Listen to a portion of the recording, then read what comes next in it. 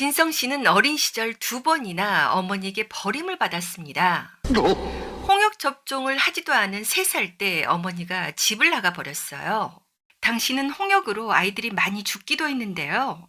어린 시절 아무도 그를 제대로 돌봐주지 않아 접종을 하지 못한 그는 30대 중반이 되어서야 스스로 홍역 주사를 맞았다고 합니다. 사실 어머니에게도 말 못할 사정이 있었습니다. 고부간의 갈등으로 할머니가 너무 힘들게 하셨고, 아버지 또한 술만 먹으면 폭력을 휘두른 것이었어요. 어머니가 가출을 하자 아버지마저 어머니를 찾겠다고 나가버렸습니다. 결국 친할머니가 어린아이를 키우게 되었지만 4살 때에 할머니가 중풍으로 쓰러지시더니 병석에 눕게 되었고, 할머니는 2, 3년 뒤 돌아가시고 말았어요. 그 후 진성 씨는 그 어린 나이에 친척집을 전전하며 살아야 했습니다. 진성 씨는 1960년생인데요. 1960년대는 대부분의 국민이 가난한 시절로 자기 식구 건사하기도 힘든 때인데, 남의 식구인 어린 진성은 더욱 굶주릴 수밖에 없었습니다. 하루에 겨우 고구마 하나 먹을 때가 부지기수였다고 해요.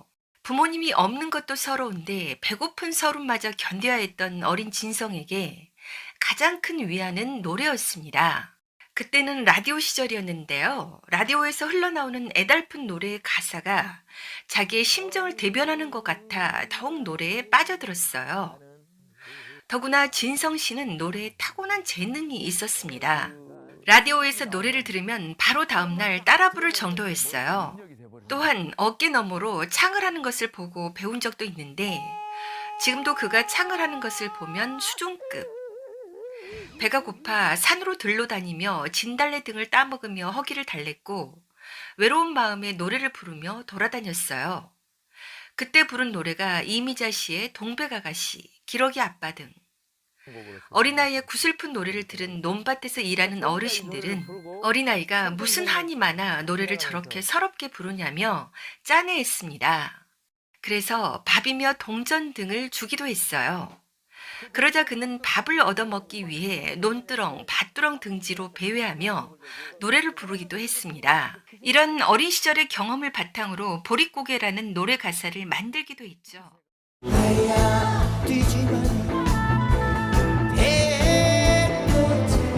의지할 곳 없는 그에게 노래만이 유일한 위로이자 삶의 희망이었는데요.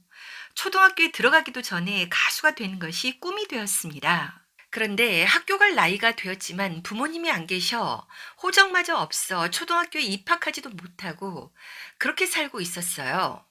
10살쯤에 주위에서 하는 말을 듣고 부모님이 자기를 버리고 갈 거면 차라리 고아원에 버렸으면 고아원에서 고등학교까지 무상으로 학교도 보내주고 밥도 먹여주었을 텐데 하며 원망하기도 했다고 해요. 그렇게 고아보다 못한 어린 시절을 보내고 있었습니다. 어머니와 헤어진 지 8년이라는 세월이 흘러 11살이 되던 해에 다시 어머니를 만나 가족이 함께 살게 되었어요. 진성 씨는 12살에 비로소 학교에 처음으로 들어가게 되죠. 나이 때문에 바로 4학년이 되었어요. 그런데 다시 합친 부모님은 하루가 멀다 하고 심하게 싸웠고, 결국 외삼촌이 어머니를 데리러 왔습니다. 어머니 없이 너무나 굶주렸던 어린아이는 자기도 데려가 달라고 애원하며 외삼촌과 어머니를 쫓아 버스 정류장까지 따라왔어요. 버스를 타는 어머니를 따라 자기도 버스에 올라타려는 순간 외삼촌이 군홧발로 어린아이의 가슴팍을 찼고, 당시 진흙투성이었던 버스 정류장 바닥에 떨어진 어린 진성의 가슴 속에는 그만 한이 맺히고 말았습니다. 부모님이 원수같이 느껴지고 다시는 그들을 찾지 않으리라 다짐했어요. 다시 만난 어머니와 1년 정도 같이 살다가 또다시 어머니에게 버림을 당한 것이나 다름없었죠. 그렇게 12살의 어린 진성은 또다시 고아보다 못한 신세가 되었습니다. 아버지는 유랑극단을 따라 떠돌아 다녔기 때문이죠. 그 후 다 가는 중학교에 유일하게 홀로 가지 못하고 교복 입은 친구들이 부러워 숨어 다니며 배회하다가 우연히 6학년 담임 선생님을 만나게 되었는데요. 그에게 서울에 올라가 기술을 배우라며 얼마간의 차비와 숙식비를 마련해 주었습니다. 그 돈을 가지고 14살에 홀로 서울로 상경했어요. 그때부터 먹고 살기 위해 중국집 배달 일부터 시작해 닥치는 대로 일합니다. 그러나 그 와중에도 가수에 대한 꿈을 잃지 않아 15살, 16살에 유랑극단에서 일하기도 하고 17살, 18살에 야간업소에서 가수 일을 시작합니다. 물론 노래만 부른 것이 아니라 여러 가지 허드렛 일 등 잡일도 함께하는 땜빵 가수였죠. 다시는 부모님을 찾지 않으리라 다짐했지만 저 마음 깊은 곳에서는 자기가 유명한 가수가 되면 부모님이 자기를 찾아오지 않을까 하는 생각도 있었다고 해요. 그 당시 자신의 신세가 마치 돈이지만 값어치 없는 동전 같다고 느꼈는데 이 또한 훗날 그가 지은 가사의 노래로 탄생하죠.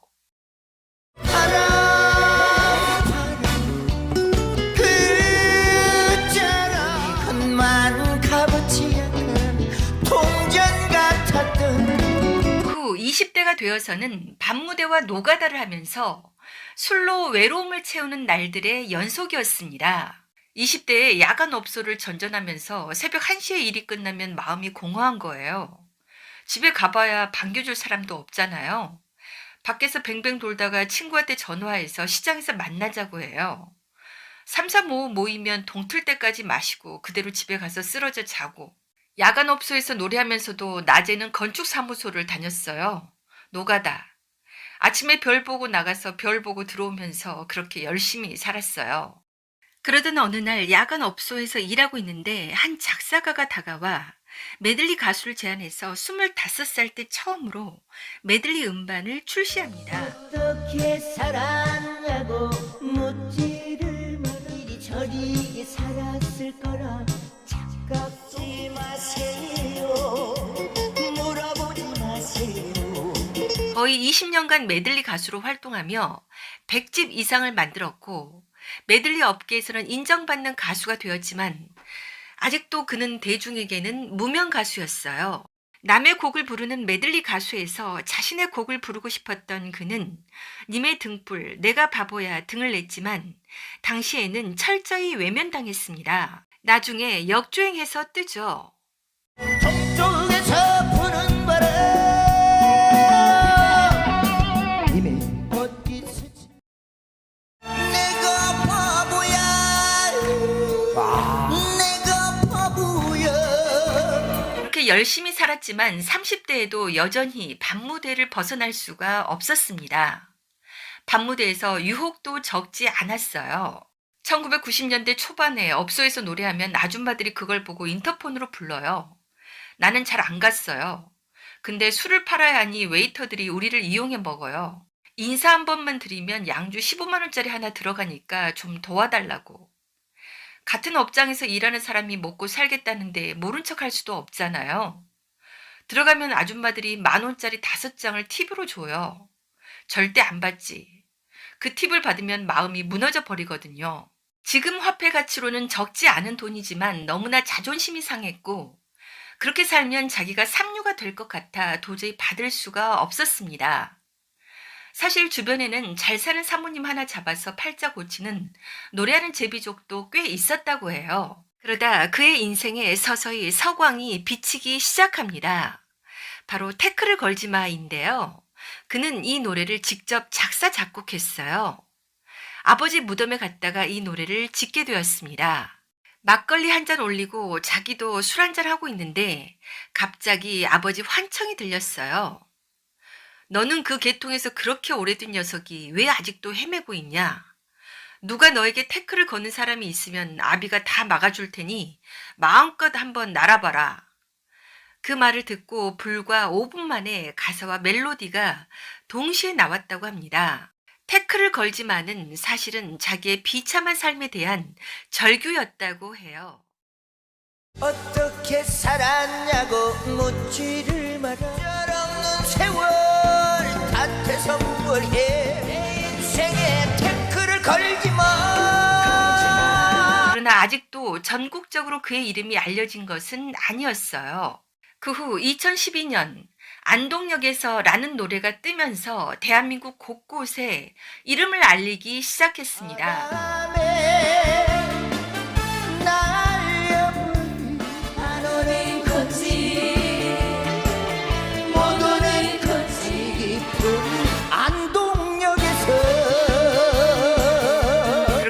1년 반 정도 활발하게 활동하고 있을 때 청천벽력 같은 일이 벌어지죠.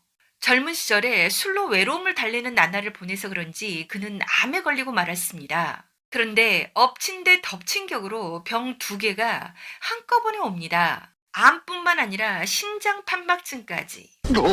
사실 심장판막증만 해도 대단히 위험한 병인데 림프종 혈액암까지 걸린 것이었어요. 10대에 가수 생활을 시작해 40년 만에 무명을 벗고 이제 겨우 성공 가도를 달리려는 순간 너무나 가혹한 시련에 가슴이 무너져 내렸습니다. 그때가 2016년 12월 29일로 2017년이 다 된 때였습니다. 알고 보니 심장판막증이면 노래 부르는 것도 버겁다고 해요. 심장판막증 진단받고 한두 달 더 노래하겠다고 버텼으면 이미 죽었을 거예요. 노래 부르고 나면 가슴이 당긴 적도 많았거든요. 길거리에 그냥 주저앉아서 가슴을 진정시키고 다음 스케줄 장소로 이동했던 적도 많아요. 이제 막 뜨기 시작해서 또다시 잊혀질까봐 두려워 참고 싶은 마음도 있었지만 무대에서 쓰러지기까지 해서 더 이상 견딜 수가 없었습니다. 그런데 심장이 좋지 않아 암 치료를 바로 할 수가 없었어요. 항암 약물 치료를 해야 하는데 심장에 무리가 와 쇼크사할 수가 있어서 한 달간 심장부터 다스린 뒤에 항암 치료를 시작했죠. 나중에 수술을 하는데 끔찍한 경험을 하기도 합니다. 가수의 생명과도 같은 목 부분에 무려 20cm 넘게 절개했어요. 이런 수술은 전신 마취를 해야 하는데 심장이 약해서 부분 마취를 하고 수술했는데요. 정신이 말짱한 상태에서 째고 자르고 하는 과정을 다 느끼고 있으려니 그 공포란 말로 이루다 표현할 수가 없었습니다. 그리고 나중에는 골수 채취까지 마취 없이 했는데 정말 고통스러웠다고 해요. 죽음보다 더 견디기 힘들었다고. 사실 너무 힘들어 생을 포기할까라는 생각마저 들었다고 해요. 그걸 극복하고 항암 6차까지 마쳤습니다. 그렇게 6개월 정도를 병상에 누워있자 근육이 다 빠져 걷지를 못할 정도가 되기도 했어요. 이 사진을 보고 정말 가슴이 아팠는데요. 세상을 다 잃은 듯한 표정. 알고 보니 진성 씨가 혈액암 투병 중이라는 것은 우연히 알려졌다고 해요. 병원에서 근무하는 미화원 아주머니가 그를 알아보고 입소문을 내서 신문 기사가 나게 되었다고 합니다. 그런데 놀랍게도 퇴원하자마자 바로 방송에 출연했습니다. 2017년 5월 아침마당. 잊혀지는 것이 가장 두려웠던 그는 몸 추스릴 새도 없이 다시 방송 활동을 시작했던 것이죠. 중환자실을 전전할 정도로 5개월 28일인가 지났을 때 KBS 아침마당에서 연락이 왔었어요. 걸음도 못 걷는 상태에서 그냥 무조건 오케이 했어요. 왜? 30년, 40년간 무명 생활하다가 이제 겨우 여러분께 좀 알려졌는데 잊혀져 가는 게 또 너무 두려운 거예요. 그렇게 다시 일어난 그는 보릿고개, 가지마, 동전 인생, 못난 놈까지 모두 히트시켰는데요.